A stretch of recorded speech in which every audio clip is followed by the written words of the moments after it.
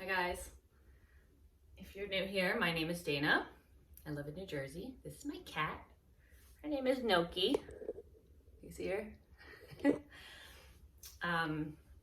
If you're not new here, I'm glad you're back. I took an Instagram poll the last couple of days to ask if people would rather have the class on Instagram Live or if they'd like it on YouTube. And it seemed like the majority of people wanted YouTube so that they could watch it later.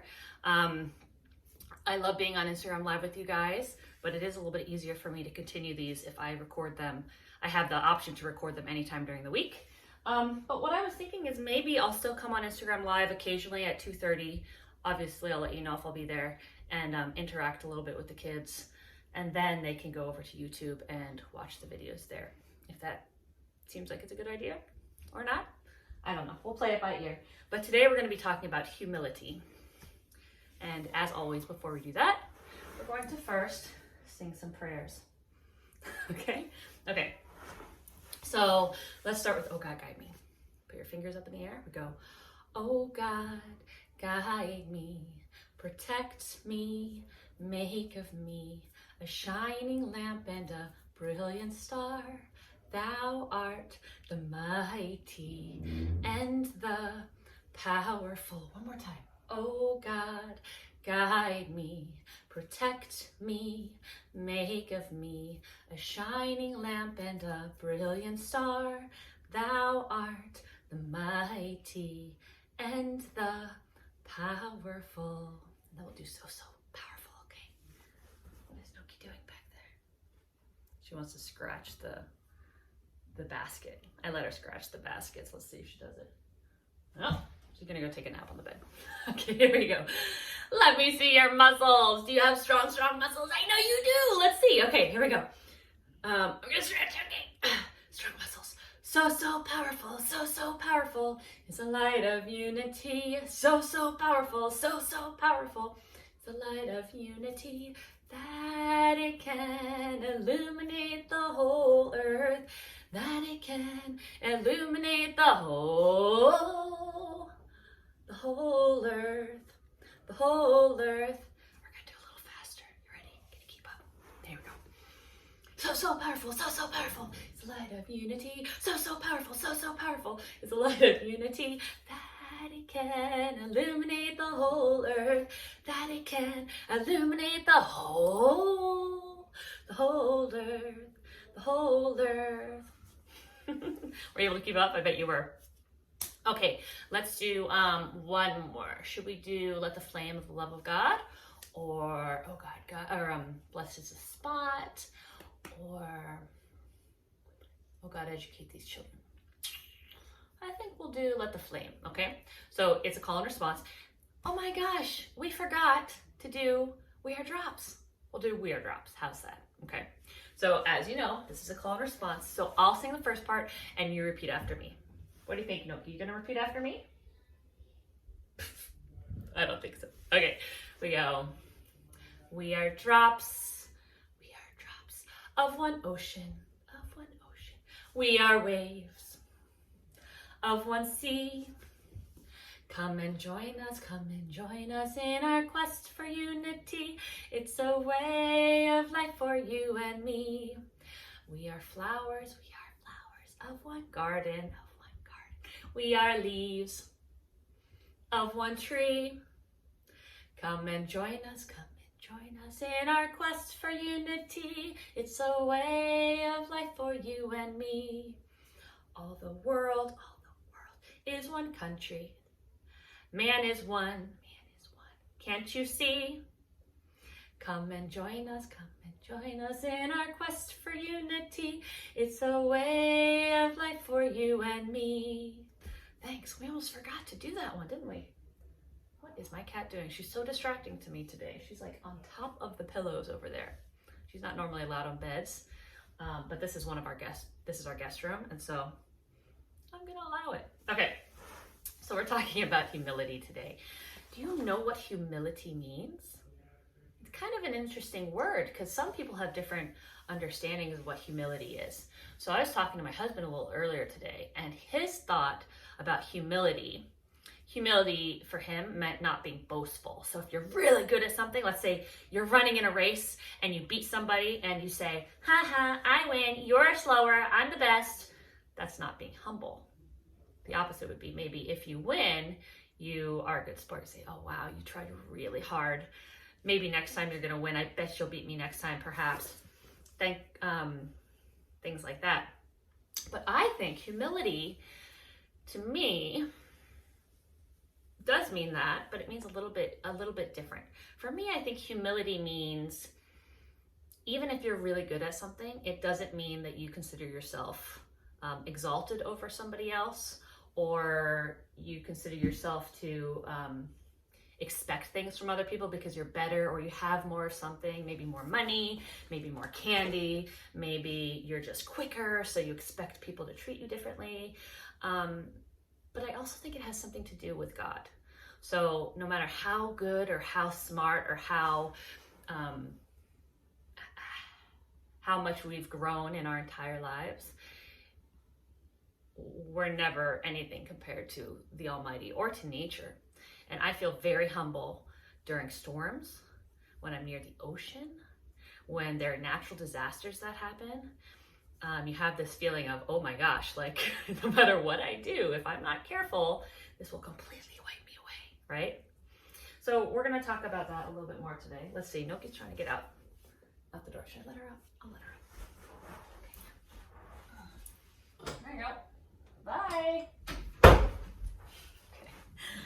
Okay, so the quote for today.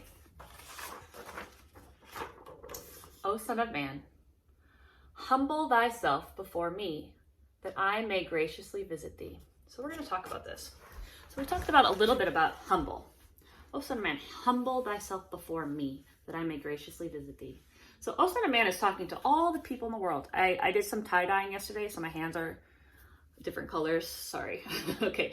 Humble thyself before me usually means to like bow or to put someone else ahead of you. So humble thyself before me. And because me is capitalized, as Baha'is, we know that when Baha'u'llah and Abdul Baha capitalize the letters at the beginning of me or they or them, it's talking about God.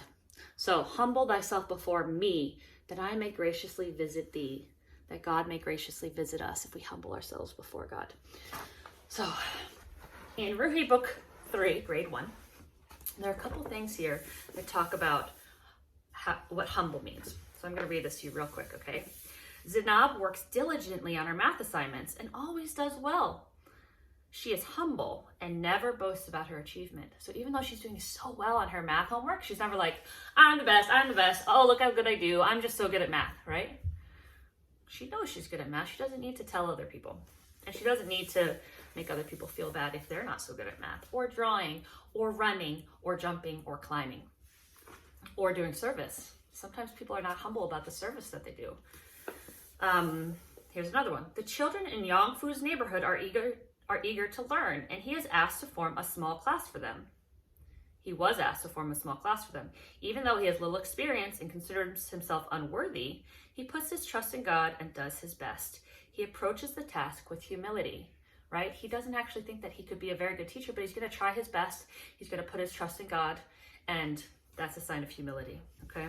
One thing we're going to read here is a story about Abdul Baha, and then we're going to get on to our stories, okay?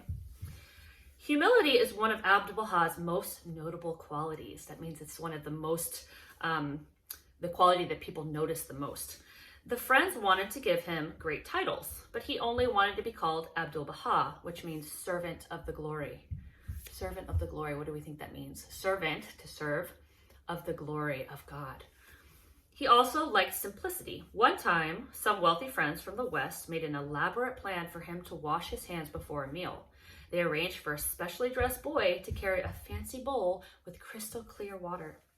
And they also had a perfumed towel waiting for him. When the master saw the group of friends with the little boy, the bowl and the towel approaching him from across the lawn, he knew their purpose. He hurriedly found some water nearby, washed his hands and dried them with a piece of cloth the gardener had. Radiantly, he then turned to meet his guests and asked them to use the water and towel to wash their own hands. So instead of him dirtying the water first, he asked them to use the water, and he just quickly washed his hands, maybe with a hose or maybe with I don't know, a watering can and washed his hands and then dried them off with a towel really quickly that the gardener had, which probably wasn't the cleanest towel ever, but he wanted the friends to use that clean water instead of himself. So even though they felt that he was so exalted, and we do believe that he was exalted, he didn't want any of those things. He wanted the other guests to use them. Okay, so those are a couple examples of humility. And now we're going to read some books that also talk about humility. And actually, this first one talks about the opposite of humility. This pig is not humble. I had picked out 3 books to read. Me First, Humble Pie, and The Night Gardener. But instead of reading Humble Pie, because I don't feel like the pictures are that great for reading on the camera, I'm going to do these other 2, and then we'll do an art project, okay? Our art project today is going to, we're going to think about virtues that we like about other people. Even though we are working on our own virtues and all the amazing things that we can do to acquire these virtues in this world, because we're going to need them in the next world, it's also important for us to figure out how to recognize the virtues in other people, because it makes us realize that even though we may have a lot of really special virtues, a lot of other people might have other virtues that they're better at or they're working on. And it helps us be more humble. So first we're going to read Me First. And I love this book. I say that about every book. I pretty much love every children's book. But my kids really like this book too. So here we go. Me First by Helen Lester.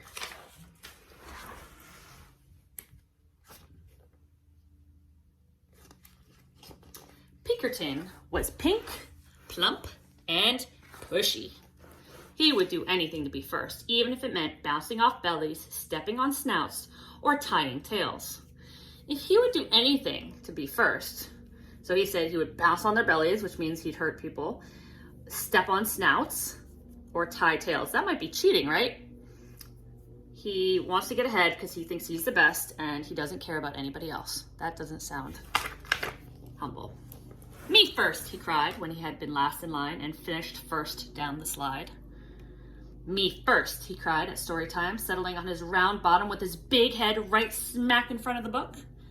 And every day in the school troweteria, me first rang out, and there was Pinkerton in front of the line taking all of the food. Does he think he deserves all these things over other people? I think maybe. One Saturday, Pinkerton's Pig Scout troop went on a day trip to the beach. Pinkerton was first on the bus and sat in the front row. Look, he ran on the bus. He knocked over this pig that has all the food, knocked this out of this pig's arms. He's on the ground. He's not very considerate. He was first off the bus, first in the water, first out of the water, and first into the picnic basket. Look at all these pigs over here. They have a right to be upset, I think. He's very selfish, isn't he? After lunch, the Pig Scouts decided to go for a hike. Off they went, with Pinkerton leading the line, of course. As the Pig Scouts marched across the sand, they heard a faint voice far in the distance. The voice called out, "Who would care for a sandwich?" Pinkerton pricked up his pointy ears. Care for a sandwich? Oh yes, he thought, me first, and he began to trot ahead of the others. Soon he heard the voice again, closer and louder this time. Who would care for a sandwich? Me first, cried Pinkerton, kicking up sand and leaving the other Pig Scouts far behind. His imagination almost burst. Peanut butter, jelly, 2 tomatoes, 7 pickles, a slab of cheese, a blob of mayo, a big smear of mustard, all for me first. Who would care for a sandwich? Look at that sandwich he's imagining. 2 tomatoes, all those pickles, a blob of mayo, peanut butter and jelly between 2 pieces of bread. Now at a full gallop, Pinkerton shrieked, "Me first!" Over a sandy hill he flew and kerplunk! He landed face to face with a small creature with a bump on her nose and fur on her toes. "Am I glad to see you?" she cackled. "I sure could hear you coming. Me first, me first, me first! I guess you really would care for a sandwich." "Oh, yes, indeed," replied Pinkerton. He jumped up and down so fast his teeth jiggled. "Good," crackled the small creature. Pinkerton waited. 1 second. 2 seconds. 3 seconds. Well, he asked. Well, what? Replied the small creature. The sandwich, begged Pinkerton. Where's the sandwich? The small creature curtsied. You're looking at her, she went on. I'm a sandwich, and I live in the sand. And you said you would care for a sandwich, so here I am, care for me. You get it? She's a witch, she lives in the sand, she's a sandwich. That's not what he thought, is it? He thought she meant a sandwich that he could eat, but this is a witch that lives in the sand. All Pinkerton could say was, but, taking no notice, the sandwich continued. You first. You said me first. You wanted to be the first to care for me. Well, congratulations. Now just come along to my sandcastle. Grabbing Pinkerton firmly by the sleeve, she led him around a few bends. Here's her home. And she's taking him because he said he wanted to care for a sandwich, right? Who would care for a sandwich? Who would take care of a sandwich? I guess Pinkerton.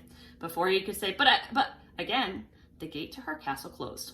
All right, my pink, plump, and pushy one. Now you care for me. You have the honor of being the first to powder my nose and comb my toes. Seeing no way out, Pinkerton powdered her nose and combed her toes. Powder, powder, powder, comb, comb, comb. Next, she crowed, you may be the first to put my supper in a bucket and feed me with a shovel. Pinkerton looked around. He had no choice. He put her supper in a bucket and fed her with a shovel. Rubbing her tummy, the sandwich spoke on. Finally, after you've had the privilege of being the first to wash my dishes and sweep my castle and do my laundry and curl my hair and tuck me in, you may be the first to tell me a bedtime story. Pinkerton washed the dishes, swept the castle, did the laundry, curled the sandwich's hair and tucked her in. Tucked her into a bunch of sand, huh? The sandwich stretched and yawned loudly. Now a story. I need my story. Pinkerton was so tired he could barely speak. I don't know any stories, he whimpered. Then how about making up something? Oh, how about something concerning a pushy pig who always wanted to be first? Pinkerton sighed and began. Once upon a time, there lived a pig who always wanted to be first, until one day he met a wise sandwich. Wise and beautiful, cut in the sandwich. A wise and beautiful sandwich, who showed him that first was not always best. Ha ha, cackled the sandwich. She gave Pinkerton a slow, serious, and meaningful wink. Have you learned something? Oh, yes, said Pinkerton. I promise I have. In that case, thanks for the care. Goodbye and good luck. She opened the gate and Pinkerton stepped out so fast he didn't even notice the delicious sandwich she held out to him. Look at this sandwich. Is it what he had wanted before? Peanut butter and jelly on the bottom, 2 tomatoes, a bunch of pickles, a dollop of mayo. It's the exact sandwich that he wanted, but he didn't even notice. He just ran as fast as he could. He was just in time to catch the bus. On he scooted, pink, plump, and glad to be last. Do you know how Pinkerton learned to be a little bit more humble? He actually took care of a sandwich, right? He cared for a sandwich. And I think that is actually the key to humility, is when we are of service to other people and we realize that sometimes we need people to be of service to us too. That's a true sense of humility. So there's this quote by Shoghi Effendi, and I always I know the gist of it, but I can't always remember exactly. It goes, the more we search, or the more, I'm going to have to post it on here later, okay? I'll post it on Instagram. The more we search for ourselves, the less likely we are to find ourselves. And the more we search for God and to serve our fellow men, the more profoundly will we be acquainted with ourselves and the more inwardly assured. This is one of the great spiritual laws of life, I think. One of the great spiritual laws of life. I think that's how it goes, but that's the general gist that Shoghi Effendi says. And it talks about basically, if you are of service, truly trying to be of service to other human beings and searching for God, you become so acquainted with yourself and so steady in who you are that you don't need the admiration of other people. And that's what humility is to some degree. It's humbling ourselves before God and also not expecting any praise from other people. This one talks about praise quite a bit. Actually, it doesn't talk about it at all, but that's what I get from it. This one's called The Night Gardener. And we need to be really good observers of the pictures in this book, because I think the pictures tell us some really important clues. This is what it looks like when you take off the dust jacket. On the cover is this tree shaped like an owl and a little boy at the bottom. And we're going to learn how that became, okay? The Night Gardener by Fan Brothers. Okay. Now in this picture, there's a hat and a bird, a wreath of some kind, and shears. Alrighty, let's see. Now look at this first page. Is there any color? No, it's pretty dull. Look at this man walking here with his head down. And this person looks slumped over. There's a woman with a cart and a baby, a little girl just kind of staring out. And here comes a man with a walking stick and a tarp and a ladder. And everything is kind of dull, right? Dull means it doesn't have very much color. It's not very bright for mom and dad. Here he comes. He's walking past. There's a little boy here drawing an owl. And here he is. He's under a tree with his gardening shears, pair of gloves, his bag. And what time of day is it? Is it daytime or nighttime? Do you see what's here? It's a moon and there are stars, so it must be nighttime, right? The Night Gardener. And this says, the orphanage, Grimlock Orphanage. An orphanage is a place where children go if their parents can't take care of them anymore, and they're cared for and they find another home. Here's where the little boy was drawing the owl in front of the orphanage, so maybe he belongs to the orphanage. And here's the man cutting the tree. Now we've learned a lot already, and we haven't even read any words yet, right? We've used our eyes to investigate and our minds to put together clues. William looked out his window to find a commotion on the street. Commotion means like a lot of people are talking and shouting and there's a lot of energy. He quickly dressed, ran downstairs, and raced out the door to discover, here's his open window, the wise owl had appeared overnight as if by magic. William spent the whole day staring at it in wonder. Here he is, and here are a couple people. Now, do we think it arrived by magic? No, because back here, here's the orphanage, and here's where the tree was before, right? The orphanage with the tree, and he turned it into an owl, but who did it? The secret gardener. The secret gardener turned it in. So we know who did it, but no one else knows. And he continued to stare until it became too dark to see. That night, he went to sleep with a sense of excitement.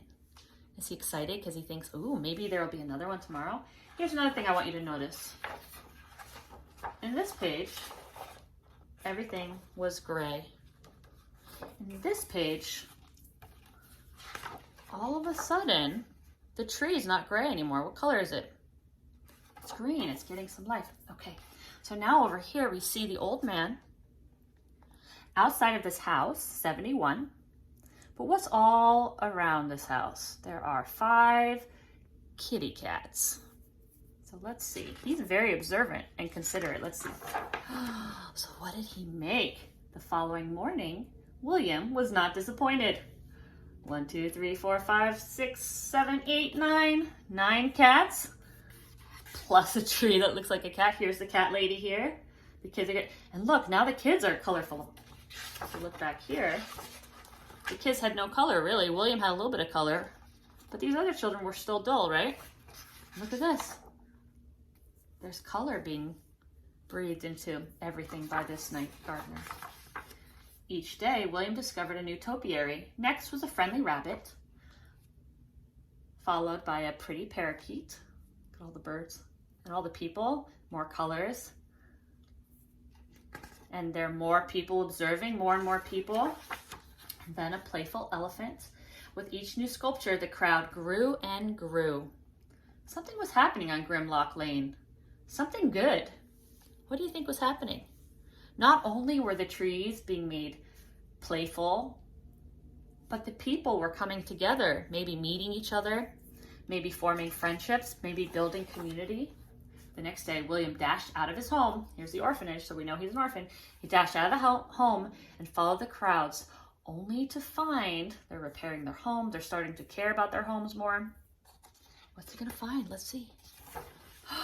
The most magnificent masterpiece yet. A dragon.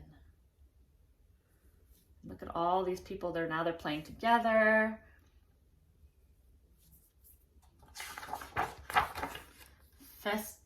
Festivities continued long after the sunset. It's inspiring people to celebrate and have parties together. As William was about to head home, oh, who does he notice? He spotted someone unfamiliar. He's hiding, watching him. Could it be Grimlock Park? He's going into the park. He's following him into the park. The gentleman turned to William. There are so many trees in this park. I could use a little help. It was the night gardener. Under the light of the full moon, I'm going to show you close-ups of this. They're clipping, clipping, clipping, clipping. They work deep into the night. Clipping, clipping, clipping, clipping. William's starting to get tired, huh? Maybe they're talking and hanging out, and then he's carrying him down so he doesn't follow the tree when he fell asleep. Putting him under a tree so that the night gardener can finish what he's doing. William woke to the sound of happy families walking by and a gift from the night gardener. He gave him a pair of shears that says, "To William." The whole town had come out to admire the night gardener's and William's hard work. Look at what they made together. They created, this might be an emu and a giraffe, a whale and a rhinoceros, a bear. The whole family's together. Look, there's some diversity now within the people. Before, they were all the same color. They're holding balloons. They've built community. And the whole time, the night gardener did it in secret, right? Over time, the leaves changed. Fall, everything's falling away. And then fell, until there is no evidence that the night gardener had ever been to Grimlock Lane. Everything is gray again because it's wintertime. But the people of the small town were never the same. Does this town look like it looked at the beginning of the book? Hold on, I'm going to come back to that question because we got to finish. Hold on, it's one more page. And neither was William. Look at what William's doing now. He's learning how to cut just like the night gardener, and he's doing it at night. He made a fox. Okay, so this is one of the last pages of the book. And this over here is one of the first pages of the book. Do you think that this town looks the same as this town? Would you rather live in a town that feels sad and lonely, where people don't take care of their things because they don't feel an appreciate, or what's the word? They don't feel proud of their spaces, or this where the community has come together, they're living in harmony, they're unified, they care about each other. It's full of love and hope and beauty, right? Anywhere can look like this if the people take care of each other. So I just think that this book is really cool because you have to use your eyes and your mind to really understand what's happening in this whole book. The night gardener was changing the trees, and he did it at night.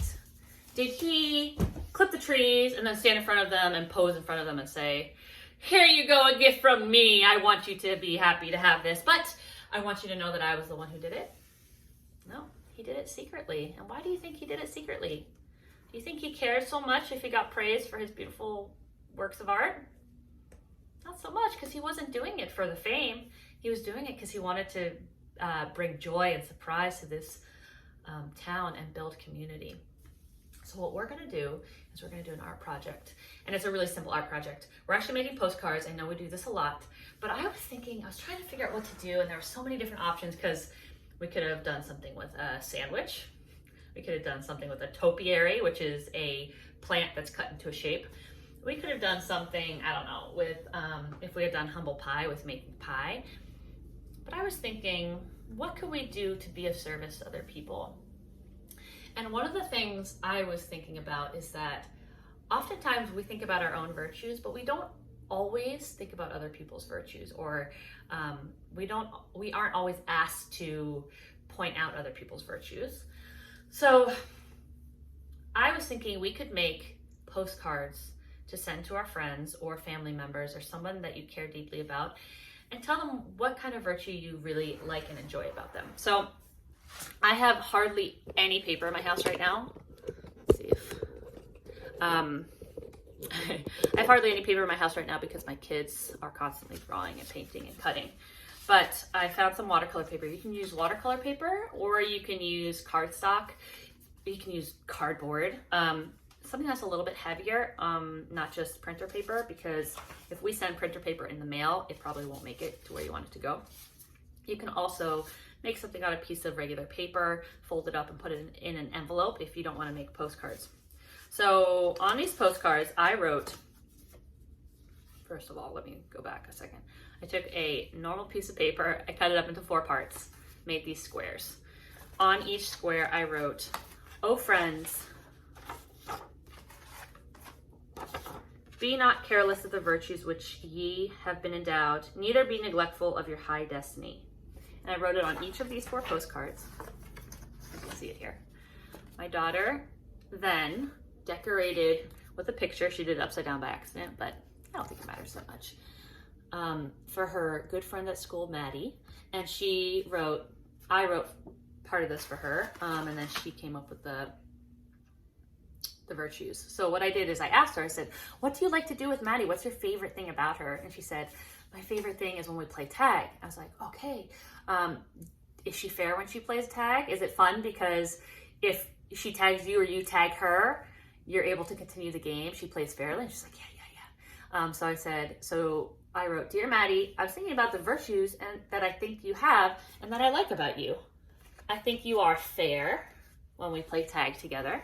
And then she said she has left bracelets and little things in her locker. So I said, okay, that might be generosity, right? You like her generous spirit. So generous when you left a bracelet in my locker. And then she says when they walk to recess, or when they used to walk to recess, they would talk about what they were going to do. And she listened to her and they listened to each other. So I said, oh, that's considerate. That's like, she's considerate, right? You like that she's considerate? She's like, yeah. Okay. When you listen to my ideas, consider it when you listen to my ideas and stories. Thank you for being my friend. Love, Kelsey. So we're gonna put an address here and we're gonna ship it to her. She's gonna get that in the mail. My son is making one. He just literally used stickers. He's probably gonna draw something a little later. He wasn't really in the mood this morning. So I have 2 more, and I thought you could do the same thing if you wanted. This one is written sideways, and this one is written up and down. I'm gonna put this down. Now I know the most important thing is to think about who you wanna make this for, because we wanna be considerate of what they're into, what they like. We wanna be thoughtful and do something that we think they might really like. Not something necessarily that we like. Like if I were to do this for myself, maybe I'd draw plants because I love plants. But I'm gonna make this one for a little boy who actually attends my classes. He doesn't know it's coming, but he really likes dinosaurs. So I'm gonna make dinosaurs on this card that I make for him. And then I'm gonna think about all the virtues that I like about him. So I thought maybe what we would do is, let me put this down so you can see, okay. All right, here we go. I'm gonna do this on the wood. And it's upside down. So here's where the quote is. If you wanna write the quote on your postcards, you can. I'm gonna leave this right here, maybe off to the side a little bit so that you can actually write down the quote if you want. Here are all of our supplies. Okay, and I'm gonna be using paint just because it's easier for me. So I also have some stickers. I have some gems if you want to use gems. You need a stamp. Now, you can use a normal 55-cent stamp, or you can use a postage stamp. They're actually cheaper. I don't have any on me right now, so I'm using a regular stamp. I have these little stickers, and this one kind of looks a little bit like a dragon. So I'm gonna use that guy. Okay, so here we go. Now first,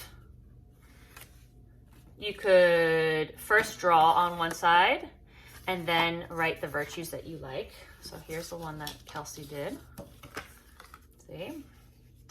What I'm gonna do first is I'm gonna write the virtues that I like about him first, and then I'm gonna flip it over and I'll draw a dinosaur with you on here, but I'm not gonna write his name or his address because I don't wanna put that on the internet. And if you want to stop at any point and do your own, don't feel like you have to watch this whole thing, okay? So here we go. So what do I like about him? Where did my other pen go? Okay, I only have this pen, that's okay. So let's see. Dear blank. I'm not going to say who it is because I don't want him to know yet, okay? Uh-oh. Let's see, what is he? He is, let me go to this side so you can see it better. He is, you are so, you know what I'm gonna do first? I'm gonna draw a line right here so that I know where to stop, because this side is where I'm gonna put the address and the stamp. And this side I'm gonna write all the virtues that I love about him. You are so determined.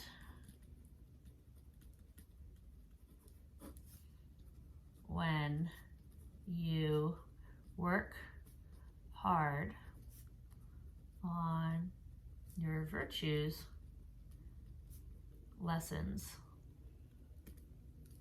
What else? So determined. How about joyful? Joyful when you splash in the pool and play with your sister. One more, let's see. Determined, joyful. How about loving when he gives his mom snuggles? And so incredibly loving when you give your mommy snuggles. Okay. All right, so that wasn't so hard, right? I came up with 3 virtues: determined, joyful, and loving. Some other virtues could be, so Kelsey used fair, generous, and considerate. We could use kind, thoughtful, brave. Let's see. What I like to do is I like to go through the alphabet, but I'm already up to F. G, generous, gentle, honest, right? We can go all the way through. And so pick 3 virtues and tell someone that you love, what you love about them, and use it by using a virtue, but then telling them how they show that virtue. So, so I said, you are so determined when you work hard on your virtue lessons, joyful when you splash in the pool and play with your sister, and so incredibly loving when you give your mommy snuggles. Thanks for being, what should I say? Thanks for being so awesome.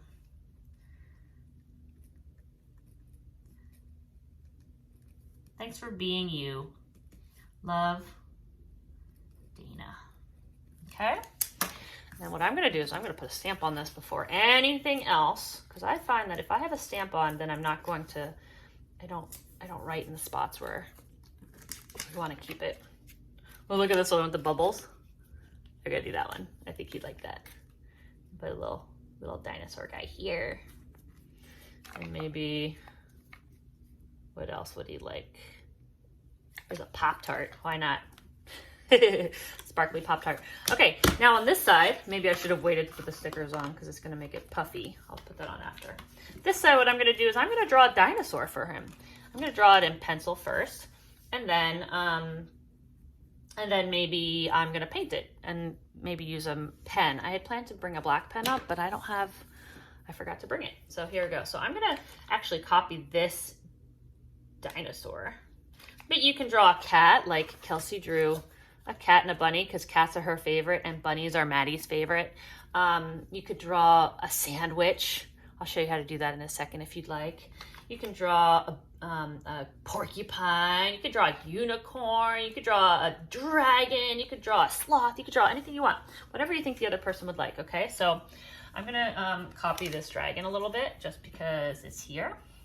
So I'm gonna give him, he's just a big circle, right? A circle, and at the bottom I wrote my quote. I'm gonna give him a little, here's his horn. He has these cute little arms. Okay. And then these little round legs. And his tail goes up like this. You don't have to do a dragon. You can do anything you want, whatever you think your special friend would like. Now, not everyone is asked to think about the virtues that other people have. And I realized this a few years ago when I was talking to someone, and I asked them, like, what do you like about so-and-so? And they're like, I don't know. What do you like about yourself? I don't know. And it was a really good realization. And I'm like, wow, we have to train ourselves to think about the good in other people, because oftentimes it's not taught in school or in our greater communities. But there's really a value in seeing the value in people, because then we don't expect from other people special treatment. We realize different people have different struggles. We realize everybody is really trying their hardest, hopefully. And just because we might be good at something doesn't mean that we are entitled to greater, sorry, I'm having trouble concentrating and talking at the same time. Oftentimes art classes are so quiet, it's kind of meditative. All right, entitled to certain treatments, right? And right now, I know a lot of grown-ups are dealing with a lot of things that sometimes feel like, I don't know, there's a lot going on in this world right now. As a grown-up, I can tell you that I encounter a lot of entitled grown-ups. Okay. You know what? I gotta move this horn, because it ended up being on the side of his head. And you know what I might actually do? I'm gonna leave that horn there, and I'm gonna modify this a little bit and give him 2 horns. Why not, right? Yeah. All right.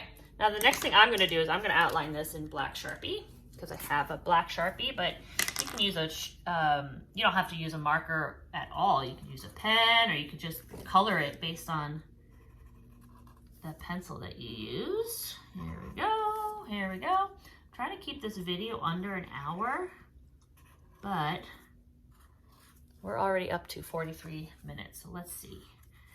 Feel free to turn it off and work on your own stuff. You don't have to be sitting here with me. I would love to see what you guys make for other people and what virtues you use. If you happen to have the book, The Good in Me from A to Z, it's a really good example of a lot of different virtues and examples of those virtues. And I'll post a picture of it on my Instagram after this. Maybe we should have read that today. Okay, so here's my little dragon guy from my buddy. I think he actually likes dinosaurs, but this is kind of in between a dinosaur and a dragon, right? All right. I'm going to then go back and erase some of the pencil marks, because we don't need them anymore, because we already outlined it. Okay. All right. And now I'm going to do some painting. So I have my set of paints here, but you can use any kind of paint, or you can use marker, or you can use crayons, you can use colored pencils. Here's my paintbrush. We have some gems I'm gonna stick on afterwards. Hopefully they don't get lost. Actually, you know what? Look at this. This little mouth looks like it could be perfect for that little heart. What do you think? I'm gonna use that heart as his mouth. I mean, as his tongue. That'll be fun. Okay, so I'm gonna make a green guy here. I have light green, I have some dark green. I'm gonna make the green a little bit lighter by adding a little yellow to it. Okay, so his tummy is gonna be like this light green.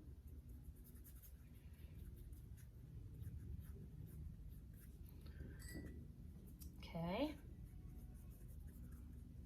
And then his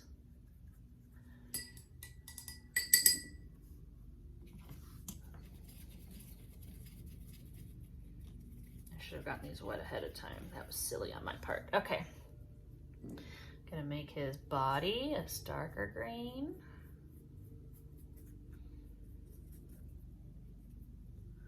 Come on. Actually, I kind of like this green better. Let's go over here to this green instead.